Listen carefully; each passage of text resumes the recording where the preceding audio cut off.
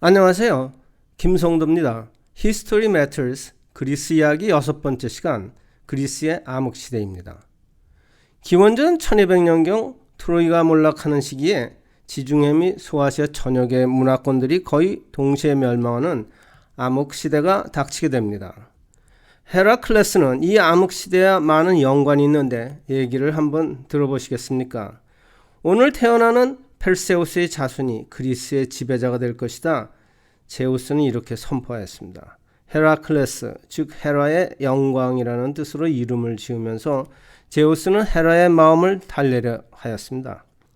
헤라는 헤라클레스의 아기 시절 그가 누구인지 모르고 그에게 젖을 준 적이 있었는데 하도 세게 빨자 너무 아픈 나머지 그를 내쳤는데 이때 그의 입에 가득 찬 헤라의 젖이 뿜어져 나오면서 하늘에 술을 놓은 것을 밀키웨이라고 부르게 됩니다. 헤라클레스는 알크메네와의 정사에서 태어났습니다. 그 아이는 출생 때부터 헤라의 질투를 피해갈 수 없었는데 그녀의 잔인한 계략과 교묘한 수단으로 헤라클레스는 왕의 자리를 빼앗겼을 뿐만 아니라 12노역을 치르는 엄청난 과업을 수행하게 됩니다.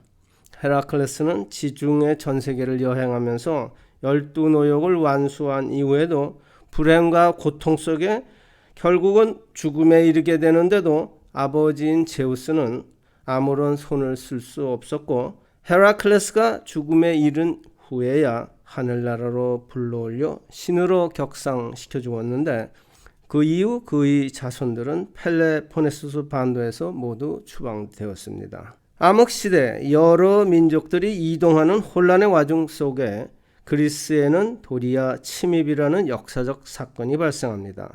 그리스 반도 북쪽으로 쫓겨났던 헤라클레스의 후손인 도리아인들이 자신들을 펠레포네소스 반도의 정당한 뿌리라고 주장하면서 남하하게 되자 그리스 반도는 변화의 급물살을 타게 됩니다. 도리아인들은 이미 철기 문명 시대에 있었고 철로 만든 날카롭고 강한 칼을 사용하였기 때문에 당시 그리스의 후진적 청동기 문명은 멸망 수순을 밟게 되었고 이와 함께 그리스 문자들이 사라졌고 크레테 미케네 문명도 몰락을 맞이하게 됩니다.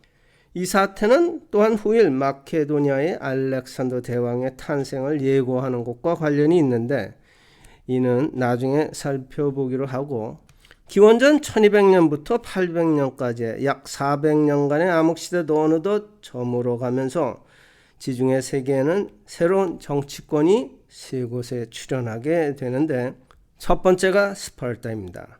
펠레포네수스 반도는 거의 전역이 헤라클레스의 후손인 도리아 민족들에 의해 분할 지배되었는데 라코니아 지역을 차지한 나라가 스파르타입니다.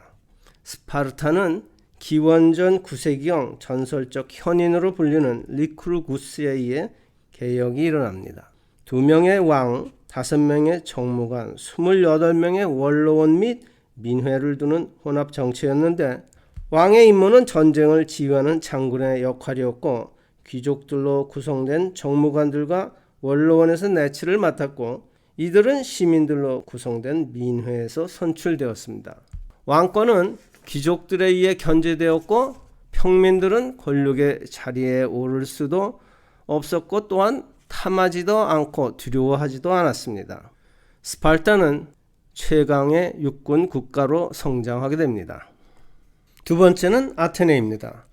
아티카 지역은 이오니아인들에 의해 건설되었는데 바다를 제외한 삼면이 산맥으로 가로막혀 있는 데다가 바다를 통해 소아시아로 쉽게 이동할 수 있는 지리적 이점을 갖고 있었기 때문에 도리아인 침입에 의한 피해는 비교적 미미하였습니다.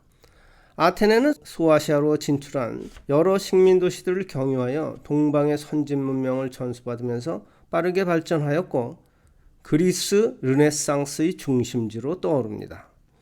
문자가 소멸된 관계로 도자기 변천은 그간의 시대 변천을 보여주기도 하였는데 혁신적 디자인과 염료들이 나타나기 시작했고 페니키아로부터의 새로운 알파벳으로 저술된 헤시오도스의 신통기 및 호메로스의 일리아드와 오데세이 작품들은 그리스의 르네상스 시대가 도래하였음을 알리는 것이었습니다. 세 번째는 동방세계의 페르시아입니다.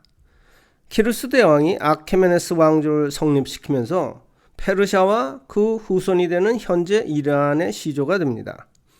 키루스 대왕은 바빌로니아 유수라는 이스라엘 민족의 바빌론에서의 노예 생활을 해방시켜준 대왕으로도 유명한데, 키루스 대왕은 페르시아라는 조그만 부족 국가로 출발하여 서쪽으로는 소아시아 반도의 리디아, 프리기아 등을 제압하고 지중해 동쪽 해안에서 이집트에 이르기까지, 북쪽으로는 흑해, 코카서스 산맥을 지나 카스피해 지역에까지, 동쪽으로는 광활한 중앙아시아에서 인도에 이르는 메디아라는 대국의 정복을 완성하여 다민족으로 구성된 대제국을 건설하였습니다.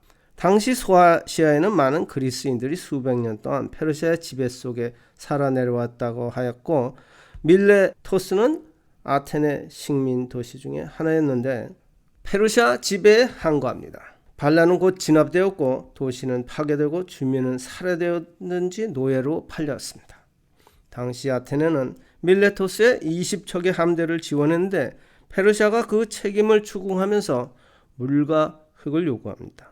페르시아 사신들을 우물 속에 집어쳐넣은 것은 마음껏 물도 마시고 흙 냄새도 맡아보라는 뜻이었고, 항복은 없으며 전쟁을 불사하겠다는 의지를 표명한 것이었습니다. 페르시아 다리우스 1세 대왕이 그리스 본토를 침입합니다.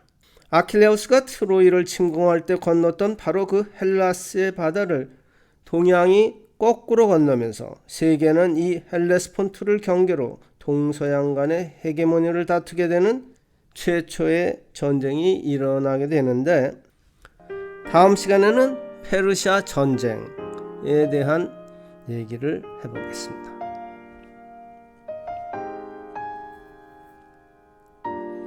다음 시간에 뵙겠습니다.